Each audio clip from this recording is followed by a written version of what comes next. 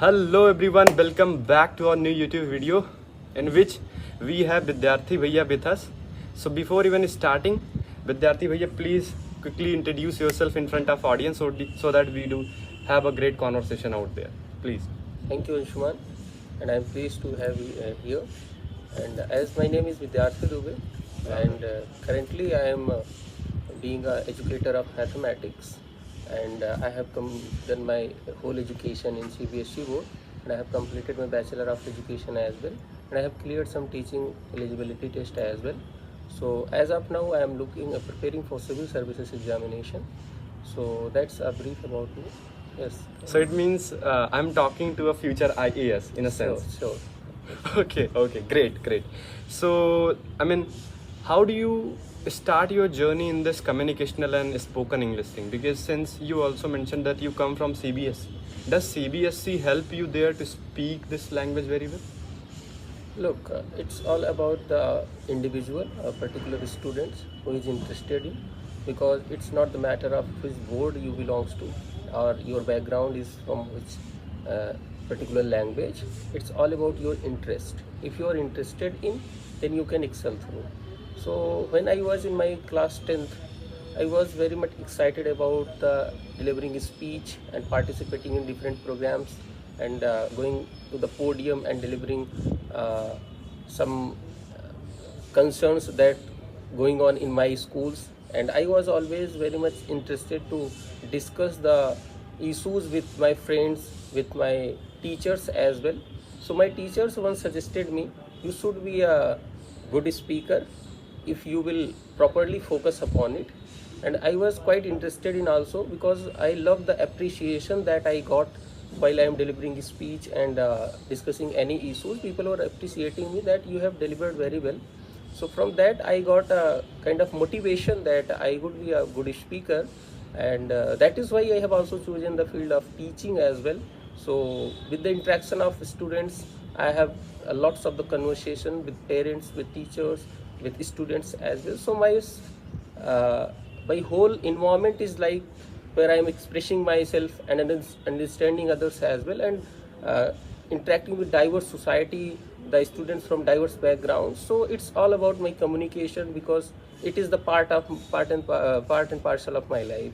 So that is why I was always keen to learn this particular not but this English communication language, but in any sphere of my life, I was very excited about how to represent myself.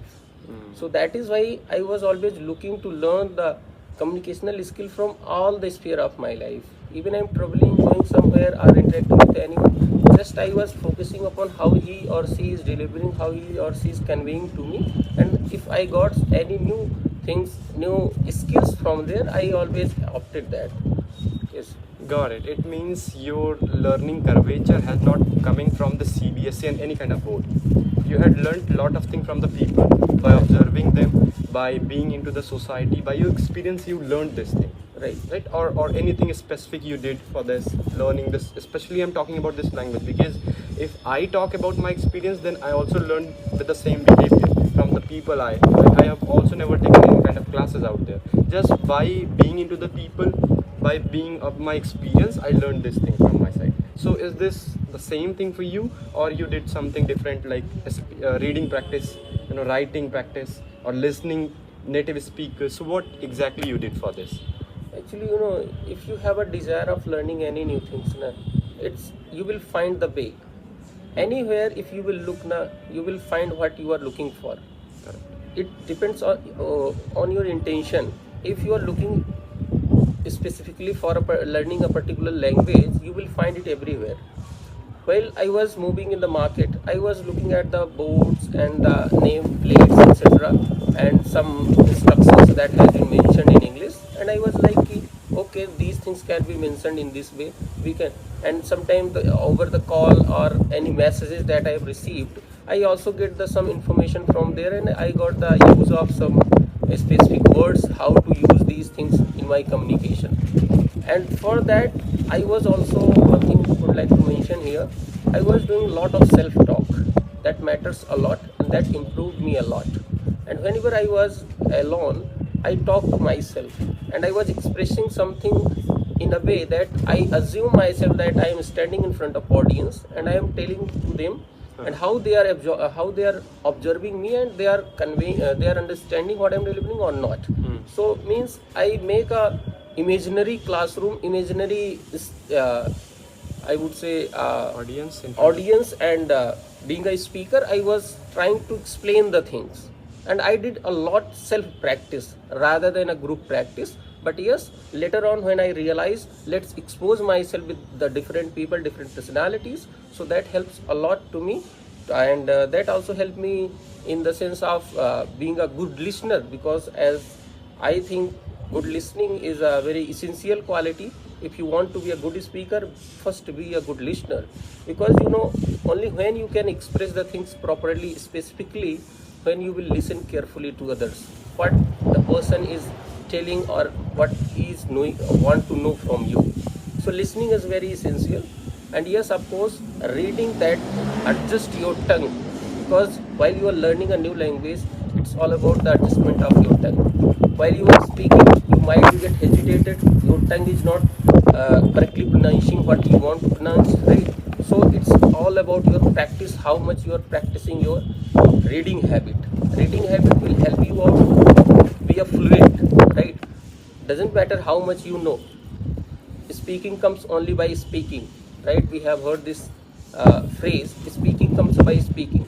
So if you have less knowledge, doesn't matter, you have to speak it out. Because when I was in my schooling time, I was not well aware of with different or lots of the words, but just I was practicing whatever I was knowing. I was, of course, currently I also make some grammatical mistake as well, but I am not caring about what kind of mistakes I am doing. Slowly and steadily, whenever I find or someone point out my mistakes, I do correct that one. But yes, I would say if you want to become a good speaker, you should speak a lot. At any stage you are at a beginner stage, doesn't matter, you know the grammatical rule, doesn't matter, just try to speak whatever you want to say in that particular language in which you want to excel through. That's all. Great. Even I also remind a quote. Somebody says that if you really wanted to learn to swim, you have to ultimately come to the water. Sure. Even I also get the same thing from you. So somewhere every people who had excelled this language, they have this kind of journey. They had learned by their own experience, by speaking more and more, because ultimately they wanted to be better at this. So if we are not doing so, great. So coming back to your journey, you had mentioned one thing, the self-talk. Sure. Initially people are not aware with this. They feel unless we talk with others, how we are getting comfortable, how we would be comfortable. So according to you, how self-talk, talking to yourself, gave you the kind of environment to be better at public speaking, to expressing yourself, and what are the advantages you get after doing this, and how you are practicing? Like, have you taken any kind of particular thing, like I'll have to explain this? And I must appreciate your imaginary part, because as you mentioned that you imagine that you are being a podium, being a speaker, you are expressing a thought in front of more than 120 audience. So how everything works for you? Whenever you are preparing for something, you should have rehearsed a lot, right? True. And everyone want to be appreciated. Everyone want to be succeed in that particular domain where he want to represent himself or herself, right? So it was always in my mind that I'll put my 100% effort, and I will try to be very much perfect, as much as no one is perfect, but of course you can try to reach out to the perfection, right? So I always well prepared before any presentation, any speech, if I have participated in any programs. So it is always in my mind, I'll try to be at the first position, at the first rank, or whatever the highest achievement in that particular program it would be. So that is why it is always in my mind running like I have to put all my efforts. And for this, I was looking like how I should be well prepared for this particular program or this particular initiative. So what I do, I always take some helps from the books and some other resources, collect it out, and then I adjust it with my own knowledge. How Suppose I have read something, some paragraphs from any textbook, but that particular language, the wordings that has been used, I might not be able to remember that. But I want to deliver that context, that scenario in my speech. So what I do, I just go through the synonymous words. Just I rephrasing those paragraphs, and then I convert it into my words, and then I rehearse that. So it doesn't make any hesitation while I am delivering, because now it's in my own words. So this is the way through which I make the complex thing simpler, and that is the way through which I was rehearsing myself, and it was helped me a lot. And I think sometime it was also helping me to create new ideas as well, because while I was rephrasing those words, I also got interact with new, exposed with new words, new sentences, new ideas as well. So I add on those things. So it's collectively it helps a lot. So that is why I think at the initial stage it might be like a struggling phase, but at the later stage you will realize, like if you want to talk, discuss any issue, any particular things, just you will go the rough ideas about that, and later things you can create by your own. Your mind will help you out, of course. Okay, I mean, being a competitive nature, what I can get from you, if you're really passionate about the kind of project, about the kind of program you're gonna to deliver, if you're really passionate about this and you're ready to be the best of this, so it would be also giving a kind of impact on your speech, because there you'd be practicing more. Even in your case, what I can observe from you, because you do have that competitive nature, I'll have to be best in this. Yes. I'm presenting. You must be prepared. You cannot go just there by only any kind of preparation. You will be doing a lot preparation. So right. Preparation is the first thing what I can get from you. Practice and preparation, and then not only copying from others. What you mentioned, that taking the overview and also adjusting it from your own touch. This right. is the very good thing I feel people should learn, because what they do, even sometimes I also try to shadow them exactly in what tone they said something, in what pronunciation way he or she, someone whom I being fascinated about, started copying and delivering the same thing. But it really gonna to help a lot of people who had started their journey in self-talk and learning that how they can expand their curvature of learning this language. Okay, so this was the whole thing when we are aware with the topic. Right.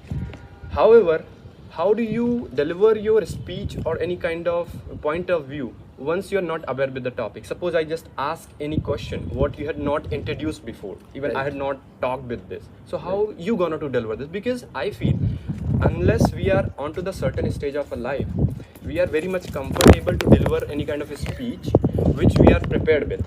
But right. once it comes to a new extemporaneous speech, then it really people struggle with that. They feel that I'm not really good at this random topic. So I would like to know from you, you might be having a lot of sets or like an experience in this, that how do you manage any random topic? Yes, that's a very good question. And I would say at the initial stage, learning any new things goes in stepwise, or I would say level wise. You cannot be a very much excellent at the initial stage. So it will come with time. If you are really passionate about that, and if you have started learning at the later stage, you will realize that your presence of mind, your logical thinking is working with you. And any sudden topic, of course, it comes always. Whenever you are participated in any debate or etc., sometimes it is look like sudden topic has been given to you, just like what do you think about the COVID-19, how it has been impacted the educational system. True. So suppose anyone suddenly said this topic and you have to speak for 2 minutes continuously, so what you will think? Just take a pause for few seconds and just organize the facts what you know, and just collect it in a format like how to express, like first you will introduce and then body part, then you will conclude. Few basic things are there that you can learn how to express, how to write a like kind of a essay, or how to make aware other people about a topic that you know a bit. Yes, don't exaggerate anything. The fact that you know, only say those things. Don't exaggerate anything, and don't add don't deliver any misinformation. And I would say, if you are very much not aware about any new things, but you can make this structure where you can also say like कि these basic things I know and these are the information about this, but in a structured way I would say. And later of course you cannot claim that I am very much excellent in this particular domain, in this particular topic as well, because you don't know. But a bit your logical mind, your previous experiences, either just recall that previous experiences if you have any, and recollect those information, and be very, not be very quick in this way. I would say take a pause and think about it and then deliver it in structured way. That what I would say. And I think with the time now you will find like no one is asking any such question that you never heard about that. Mostly they are asking about from your surrounding. It's all about your logical thinking, its presence of mind. Just you need to calm. Yes, what happens, one thing I would like to highlight here, a kind of confusion, kind of hesitation that arises when anyone asks any sudden question. Don't be much hesitate, don't be get confused, what kind of the, don't be much fear, just be very peacefully think about it and you will get a bit idea and just structure it and deliver it out. Oh my god, great, great. Even this was, I feel, kind of a live example that how Vidyarthi Bhaiya had given the, the answer of an impromptu question, because here we had not earlier discussed the kind of question I'm going to ask, but I'm really impressed the kind of structure you followed. So in summary, if I'll have to summarize, correct me if I'm wrong and mention the point where what I'm forgetting. Firstly, Bhaiya told, if you get any kind of random topic, don't get frustrated. Even this is the first stage. Once we are getting worried, we started running, ruining our presentation. So acknowledging the anxiety that okay, this is random topic, even nothing is random, Bhaiya told it really well, because it's only that how much you are aware with your society. Nobody is asking anything which you do not know earlier. Everything you know, because they are asking from the surrounding. So the first stage Bhaiya talked about, never feel hesitated, never ever be into the kind of hurry to speak. Firstly think, analyze, and now once it comes to speaking and delivering, firstly structure your thought, in what format you have to structure. Right. Correct, Bhaiya? Like what is the introduction, introduce that, and the body part in which you will have to insert few of the point what you know about, and don't exaggerate the thing like you started over mentioning, even you are not experienced but you are trying to say that I had already experienced it. Never do so, because you are beginner there, you do not have that much of experience. Just try to share your overview thought experience in body part, then after you will have to conclude that thought, because unless you are not making a conclusion, people would be not understanding. Like Bhaiya had already explained this thing very much, but I wanted to emphasize because I wanted to make you clear that whatever Bhaiya had told, so that you do not have missed this, right? Great, Bhaiya. Okay, now coming back to your professional life, because I feel if I would be asking only communicational question to you, so it is something like I'm not using the whole treasure, because for me you are really the great structure of knowledge. So I'll have to ask many more questions related to society, because I'm talking to a UPSC aspirant and it's really my pleasure to interact with you. So brother, once I see this college life, even this in this time, students and our educational system is only focusing on to this academic education. Like they just wanted to make us more good at to just cramming the things, how much we can memorize the thing. They are focusing on that. So according to you, according to an aspirant who do have a greater understanding about psychology, society, and the surrounding of ourselves, so what do you feel that if somebody is a student, so on which particular areas they should be focusing on, rather than just focusing on academic part, just focusing on grades, just focusing on numbers? So what do you feel about that, and how they can develop this personality? Over to you. Thank you. Look, Anshuman, everything have its own importance, and if we talk about the Indian education system, I would say it's good enough to contribute what requires for an individual being a good citizen. So if I will talk in two parts, one is academics, other one is skill or the advanced learning or extracurricular activities. That matters a lot, of course, but academics are the foundation, right? You can't skip your schooling, your college. Why? Because they are the basic, they are the fundamentals. They will teach you how to start, how to know the things from very basic, from the roots, right? So that is why I always emphasize that schooling education is matter a lot for a particular student in the development process. What I have experienced in my school time, I cannot replace it by any extracurricular activities. Though extracurricular activities are the essential part of our life, because in extracurricular activities our hobbies comes, our interest comes under that. And sometimes what happens, not sometimes, mostly it happens, we excel in our that interesting part rather than the academics. But academics tell us how to think about that, how to recognize what is your interest, right? How to be a logical, and what is right, what is wrong in the society, how you will differentiate about it. So all these things you get from the academics only. And academics always the foundation for any upcoming future, any upcoming career that you are pursuing for. Academics will always be like a foundation. So I think academics have their own role. Simultaneously, yes, the emphasis should be on experience based learning. There is some modification that requires in Indian education system that I have been experiencing. So kind of experience learning, like learning by doing, rather than rote learning. Of course, new education policy 2020 has emphasized upon it that now the education system will be on the basis of formative assessment rather than summative assessment, right? So you cannot judge a students on a final, just you are taking one exams, organizing one exams throughout the year, and you are providing the grades, and just you are saying these students who are getting the more grades or higher grades, they are excellent. That should not be the criteria. It should be on the summative basis. It should be on the basis of experience, how student is experiencing what they are learning actually, how they are utilizing, how they are knowing the application part of that theories what they have learned in the class. So it's all about the experience based learning. And of course, if someone is looking for more extracurricular activities, school or the organization should be provide such flexibility that they can go through, because it is not all about the education and only school and college system, right? A student can excel outside the college, outside the school as well.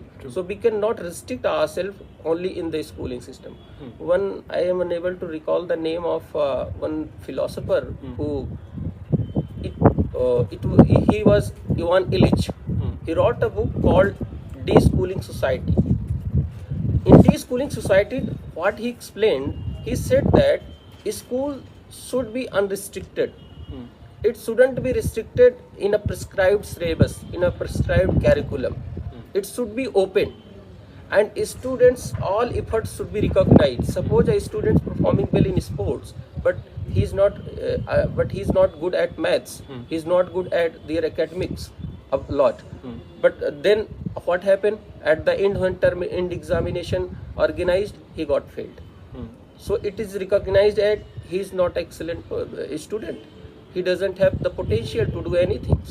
Now he is treated as like a failure person, now he is like a useless person. In the de-schooling society, what Ivan Illich said, recognize that skill, that quality, that interest where he is excelling, and provide a grade card for that also, include that marks.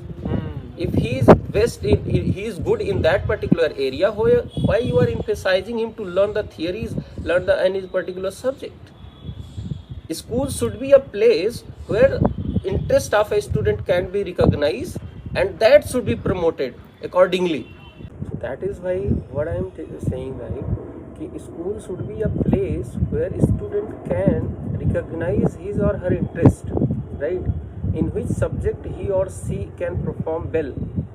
It's the matter of that particular student. Emphasizing all the subject to learn, it is essential for a student. It's not good at some extent. I would say give the flexibility so that student can opt their career according to their choice rather than forcefully they are choosing. As in current scenario, what I am seeing, they are also forced from the family side as well as from the school side, because the school is not providing such flexibility. For example, suppose there is a school where only one or two stream is available, like science and mathematics, means biology from the class 11th, if I would say, the biology stream as well as mathematics. But what about those who are looking for humanities? So this is the responsibility of a school, that they should provide such kind of the facility, such kind of flexible opportunity for the different students, so that they can opt for that. Because what happened, due to unavailability of these flexibilities, the students compulsorily they are going for that where they are not interested in. And the lack of equipments, sport facilities also might be the reason why students are not so much excelling in the field of sport as in my country, as far as I can see, because of the unavailability of infrastructure related to that. Schools are not focusing, they are just focusing upon the textbook and the limited streams. So that is why I would say schools have these the loopholes where school management and the regulatory authority must focus upon and checked upon that if a school is running up to senior secondary level, it must have, because up to the senior secondary level most of the students got their interest areas, so that they can go where they can perform better in their lives. And what about, if I will talk about the higher education in India, what is going on, like people are saying ki being an educated person they are unemployed. This is the biggest issue as of now. It is the burning issue in a country. So what could be the reason behind? We need to think about it. It is really they are being educated, or they just holding the degrees. So that is why in higher education I think some hard as well as some specific kind of modification is required, so that a person who is pursuing for a degree, they must be well experienced and they must be able to understand the curriculum, because I think the curriculums is well designed, but the way that is delivering to the students and how the students are absorbing all those things, that is, I think there is something missing in between these delivering and the receiver side. So that is why I think there is also required for training for the teachers, that how they should deliver all those things, so that students can utilize at the later stage of their life. Because at the higher education what happened, most of the things whatever we learned, we are just going to use it out in that particular domain. So it's not about ki just we are knowing these things, later on we can forget it, right? So if someone is going in their particular domain in which he or she is pursuing their bachelor or master's degree, then it is essential for him or her that they should be learn it on the practicality basis rather than for the exam purpose. And exam pattern should also be like that. Should be based on the formative kind of assessment, and every kind of progress must be recorded and must be recognized. If a student is doing any new project by his or her own, it must be recognized and it must be graded, so that student get motivation to do new things. Because I have seen lot of the students, they are very excellent, but they are just learning their syllabus only, because they know that only these things will be considered in my grade card. That is why they are not excelling themselves, they are not even trying new things, because trying new things is also good. Sometimes what happens, we don't know where I can excel, but we have a fear to try new things. If I will fail, and if I will try, if I will excel in that, then what kind of recognition I will get? So that is why I would say these flexibility, these rules and norms must be introduced among students and provided to the students, so that they can excel throughout wherever they want to, and everything must be recognized. That's all what currently I can think. Yes, if Okay, any. got it. Like I do have 3 questions in between. Like you were explaining the thing, I really get the kind of sense you are talking about. We discussed the majority issue in our schooling system a little bit. Even you also talked about some instinct. This is good. We do have the academic part, we do have even extracurricular part, but the thing is on the execution part. Right. Execution is not being that much. So I think this is more about the governmental and executional issue. But as far as a student comes in a play, so I just wanted to know from you, unless a student is studying in their schooling period, he is being in 10th and 12th, so on which particular domain, on which particular aspect of their life or personality he or she would be focusing on? Because here what I get from you, that here a person should be focusing on finding their interest. This is the time to recognize your strength, that where you could be the best for the future, because you'll have to invest whole of your life there. So in schooling, this is the target thing what I get from you. So on this particular 2 years or 3 years of schooling, what is majorly concerned about, so on which particular aspect a student should focus? That is my first question. And second, that for this, what the thing people should and society should contribute, because we discussed about the loopholes from the educational point of view, from the governmental and educational executional issues, but how society can give us environment to develop such as personality, and how a student can put their effort to this thing. And my third question I would be asking later, once it would be coming to the college zone, we would be getting our interest and areas, then I would be asking that. Yeah, over to you. Thank you. Look, when a student in their schooling from secondary to senior secondary schooling, they are exposed to with different subjects, different domain, right? And they also interacted with teachers, and teacher would be the guider who could guide you. And if you have any kind of personal issue, because it depends, it varies individual. Of course, in a class, individual differences matters a lot, and that is the duty of a teacher to recognize this individual difference and sort it out according to their needs as well. So during school time, when you exposed with different subject, I would say, if you want to go in the academics, in any particular subject, if you want to excel through, I would say you are now able to recognize it, because now a bit you are mature enough to know what is your interest actually. If you are lacking anywhere, you can take the help of your peers as well as your teachers, as well as your parents, right? So I think recognizing your interest is becoming easy from secondary to senior secondary schooling.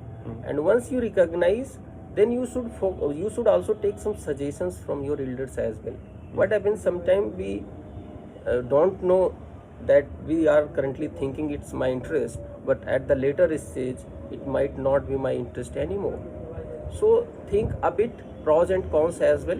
Don't follow blindly. Sometimes what happens, students also opt for such career what their peers are opting for. So this peer pressure, I would say, shouldn't be impact of any individual student. It is the duty of a teacher to make take the caution about that. Ki no student should take any such decision that is influenced by or impacted by his or her colleagues, right? So that, and teacher should also help the students to recognize his own interest. It will take time, but you should spend time in this, and you can pursue your hobbies and extra activities that you are interested in, and I think you will be able to recognize that, right? And what was your second question? That how society can help the people to understand. Got it. Right. Look, a student, being a social instinct, being a social human, he interacted in school, because school is also the part of society. The students coming out from the school, again he is interacting with the society. At home he is interacting with the social people. So it matters a lot what kind of society he is interacting with. It is all about his socialization. How he is going to socialize, it's his surrounding. What kind of surroundings he is exposing to, that will take place as a socialization. Whatever he will see, like for some careers, I would give some examples. For some particular careers, societies people are exaggerating and giving more prominence, more importance to that particular career. So what happened, it impacts the interest of students. He or she wanted to go in their interesting pursuing to their own interesting field, but due to the pressure of the society, due to the recognition in the society, they are opting such careers where they were internally not interested in. But what the society is recognizing that particular career, that is why they are opting for that. And what happened at the later stage, they destroy their future, they destroy their life, because you cannot excel yourself where you are not interested in. Just by the force, no, nothing you can learn, just you can waste your time, nothing more. So of course your society, your parents, your teachers, your peers should be like that. They are not forcing you to pursue these things. They should help you out to recognize your interest rather than imposing their interest and what your parents are wanted, your school want to, you should become like this, right? They should first this is the duty of the actually the people, because the student is not mature enough to understand what is good, what is bad, what their parents are saying, what their surroundings, their elder or their elders are saying, and the teachers are suggesting. They are getting a lot from there, right? So that is why I would say the society must be very neutral in this case. They should not exaggerate anything. Don't don't diminish any career. For example, I would say a sport. Suppose a student is very good in cricket, but when he is playing cricket, what the neighbors or your relatives or the surrounding people say, like, he is not interested in studying, just he is playing cricket, he has no career, he is not going to excel in his life, because cricket is not a career, right? Means they are thinking only studying subjects, learning the theories and getting good marks in the exams, that is whole purpose of the life. And a student can only make the career going through this process, but they don't know sport is also a career. I have given only one example, but lot of the examples are there. Like, people are saying ki these things are unnecessary. Suppose any student is trying to sing, trying to dance, trying to play a kind of drama, these all are the skills, it should be promoted. No one knows, at the later stage he might be the master of that particular skill. So that is why I would say society is very much flexible, and it should be it should not be imposing any particular career over the students. And it is very much necessary for the parents, because students are more dependent on the parents, how the parents are socializing him. It's all about the parents as well as the teachers. Got it. So at the student side and at the societal side, what I get from you, that they should be as in supportive, Right. to the student who are not mature enough to understand their strength. Because Right. at this stage of schooling, I feel everybody should be in between of 14 to 17 to 18. So it is not a mature enough age to understand your weakness and strength, to analyze that where you can make a career out. So a society and your parents, your peers should be that much supportive to get you where you wanted ultimately. Got it. So now this was the part of schooling. Once a student got their interest, came to know that okay, this is something I really am curious about this, and I can make the career out of it. And now he became or came to this professional life of graduation and post graduation. So now at which particular aspect he or she should be focusing on, because he already know their priorities, their purpose of life in a sense. So what is the priority, and on which particular aspect of their life they should be focusing on? Look, at the college level, and someone has passed their senior secondary, I would say some essential factors that they must consider. For example, what kind of background they have. Why I am saying this background? Background means sometimes what happen, your family is also essential part of your life. You cannot ignore that. Never. So what you can afford, how you should be very much you can get a support from your family, right? If you have chosen any such a random career that is not, means your parents cannot help you out anymore, that might not be, you will not able to complete it out, right? So that is why one factor is think about your family and your background a bit, not give whole importance. And the second thing, as I earlier told you, don't go for any such career that your peers are pursuing for. It's also not the good idea, like thinking ki someone is doing, so I should also do this.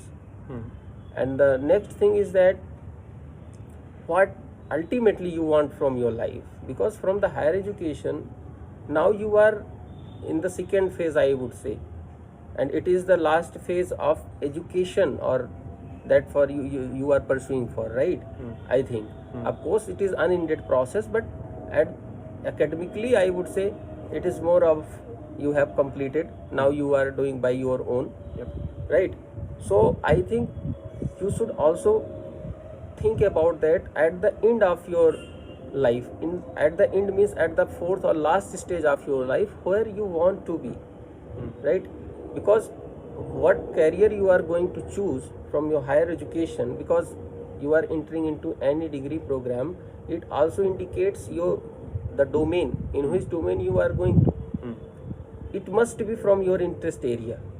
Anyhow, it must be related to your interest area, because you need to work a lot.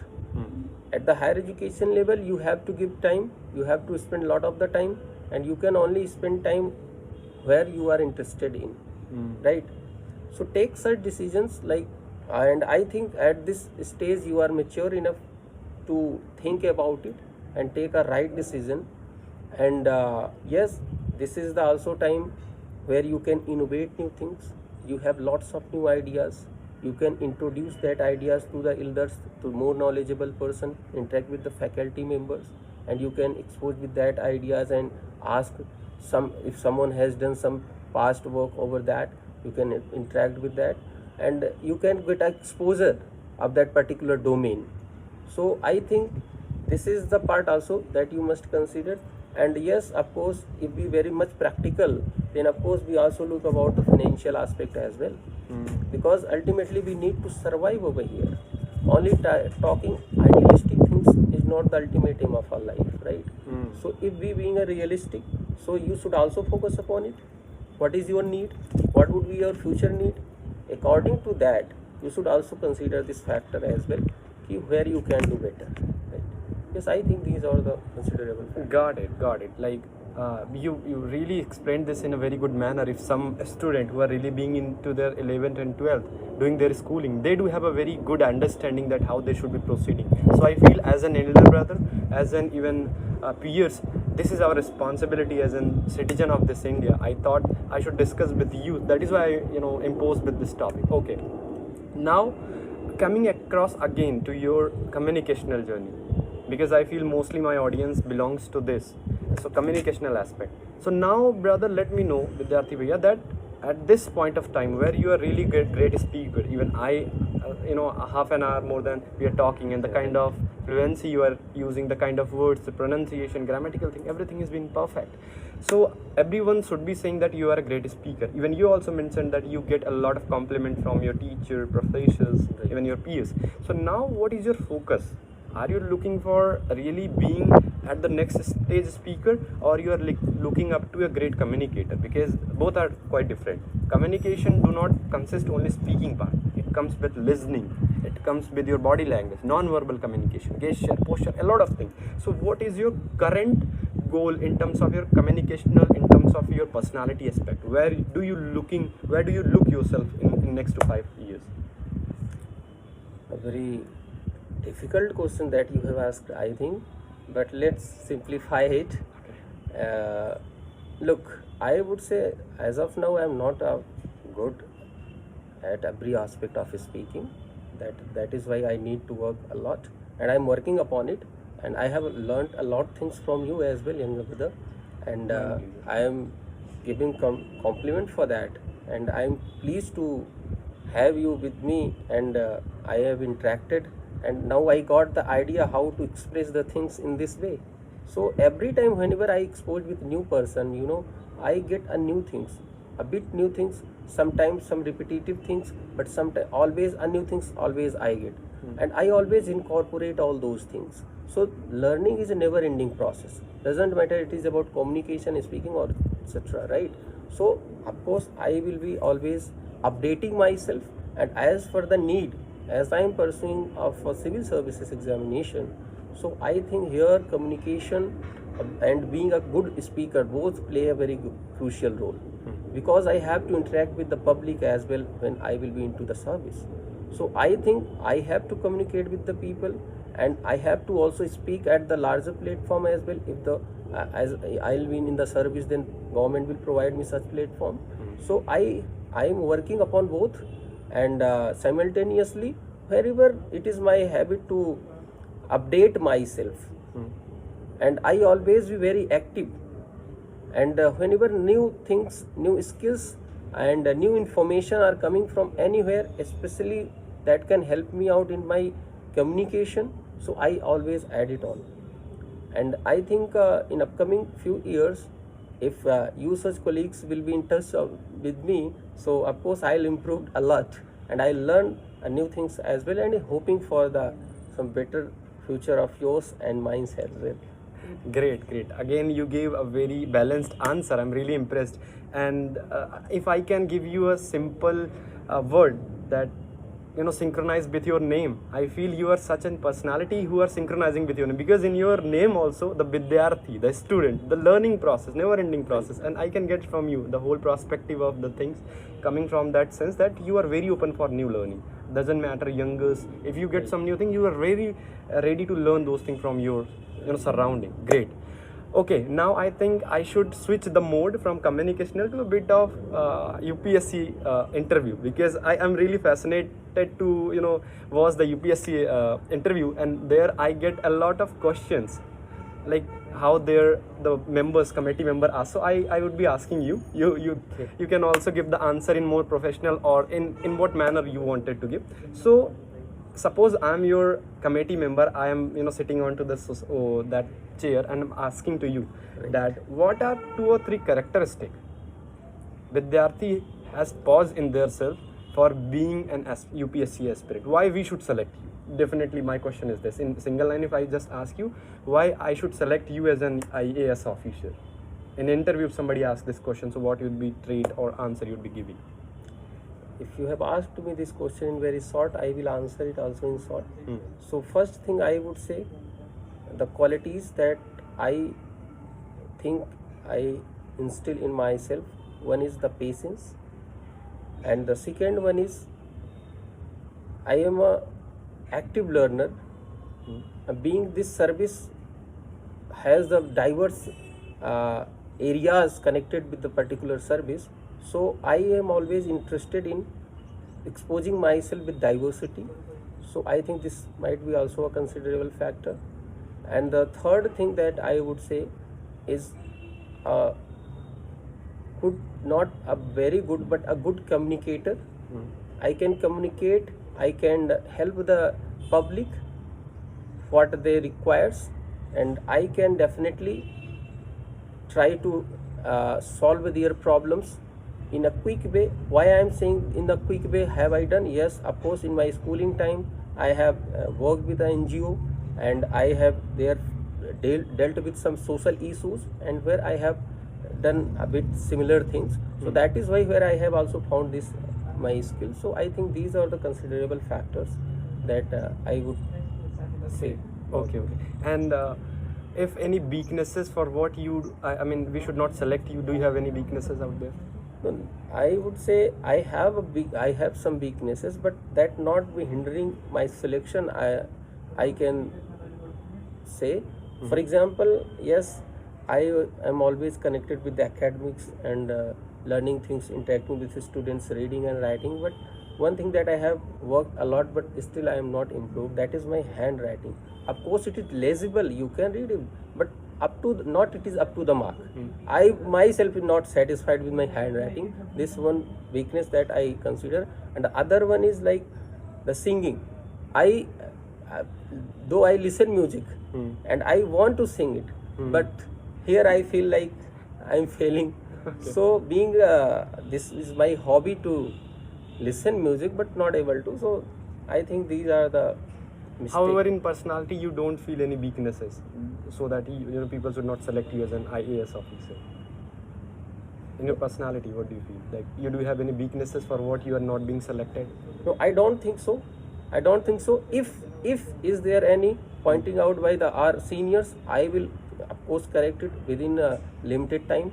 So I am ready to always improve myself, and I always, yes, of course, might be some weaknesses are there, but I am unable to recognize it. If the people or the my seniors will recognize it and they will tell me, then I, of course, I will, as soon as possible, I will correct it out. Okay, and tell me three major regions, three major problems of the India currently being facing. Sorry, according to you. Yeah. Look, currently in my country, lots of the problems are there, but if I would like to highlight, then first and the foremost thing is that the unemployment issue. And I'm not explaining why it is happening, what is the causes and etc. But I would deal with the first of this particular issue, and second one is research and innovation. I would say here we are also lacking, where we need to work. And I am saying being a administrator at the district level, because they have also lots of the role to play in this particular domain. Though we know that it is an international it is a national organization that perform, but at the district level you can also help them out. And third one is, I would say, in terms of health and hygiene. That is also a very big concern of our country, and it must be eliminated as soon as possible, because day by day the data from health survey, it is alarming situation is coming to us. So I would prefer these three key areas where I would like to work upon. Got it. And if suppose you are being selected as an IAS officer in a district, where you'll have to focus on to the first major concern you talked about, unemployment. So what are the key steps you'd be taking to overcome this? And how do you feel that what step you take, how it gonna to give back to the society? Look, first of all, of course, if you want to correct any mishappening, or if any wrong going in your society, you need to know the root cause. So the root cause of unemployment, first of all, I would go into the root. The root is started from the very basic, that is your education system. Does education system is supportive to be an employed person, or it is there any fault? It is the fault of the system who is delivering the education, or it is the system, it is the fault of the receiver or from the student side. So first of all, I will work upon this cause and this issue, and resolve this issue. And then when I will produce, or a organization will produce a skilled person, skilled student, so I don't think so he has to roam here and there for searching a job, right? So because we always need a skillful person. There is a deficiency of skillful manpower in India, not in India, throughout the globe. Everyone is looking for a skillful person. So don't think you have a skill but you are still suffering from unemployment. So I would say I will work upon it. And then what are the rules and regulations organized by these private organizations, and how the selection process is going on in government organization? It is periodically or timely, yes, it is happening or not, it must be corrected or modified. This part I will also look upon. And the one more thing that I would also like to consider at the lower level, at the village level, I would say, here if a person is not in, because unemployment not directly only related to your education, there is lot of the peoples who have skill, who want to work, who want to start their own business at a smaller scale, right? So I will also care about them, and the manpower present in a village areas, in rural areas, how we can utilize them, how we can start with MSMEs, like small businesses, small scale business industries in village areas. So where and what kind of person, what kind of men and women can be involved in that activities, we will also consider upon it. And lot many schemes are also there for these works, but I think there is a lack in the execution part. So I will try to correct it out, and this might also help to reduce this unemployment problem. So I think these two things that majorly currently, of course, lot of the other factors also, but I will primarily focus on these two. Got it, got it. Thank you, Bhaiya, for, behaving like as an IAS officer. Really mentioned the kind of policy you're going to implement. We are very sure that if you would be the IAS officer, definitely there's, unemployment rate and the kind of ideology you do have for the society, for the people around you, going to change a lot. So here, now before concluding the whole session, I would like to know from you that if you really had to mention one skill a student or a professional people must possess, so what that skill should be and how they can develop. If you can give a brief about this, and we would be concluding this session from this only, that one thing, if anybody wanted to learn from you, from your experience, that what you think that if they would be having that one skill, so definitely doesn't matter in which area they are going to want, they wanted to go, they're going to excel it. So give us.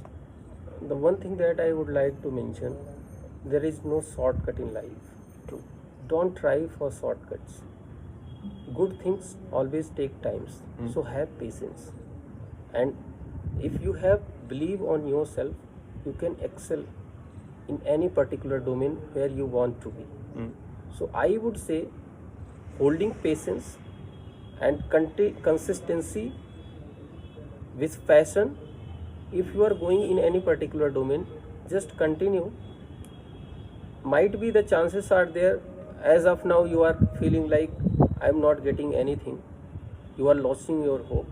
So don't lose your hope, and with time you will realize everything was worth. Once you will be rewarded, once you will succeed in that particular domain, then you will find whatever I have done, it is everything was worth, right? So because these ups and downs are the part of our life, and life is full of struggle. Don't fear it, accept it and move ahead. That's all. My God, again, how much I'm talking to you, I'm feeling engaged, and because it's already been, I guess, more than an hour. Now we'll have to conclude this session, but I really appreciate the effort you put for giving you precious time and your knowledge sharing with our audience. So I hope our audience would be getting many more things from this. If you really like this video and get some value out of there, so don't forget to write the comments. And if you do have any kind of questions out there, so write in comment. Bhaiya would be very available to discuss those things. So thank you, Bhaiya, for this. And really we are looking forward to connect again according to the asking of the people. Thanks for Thank you.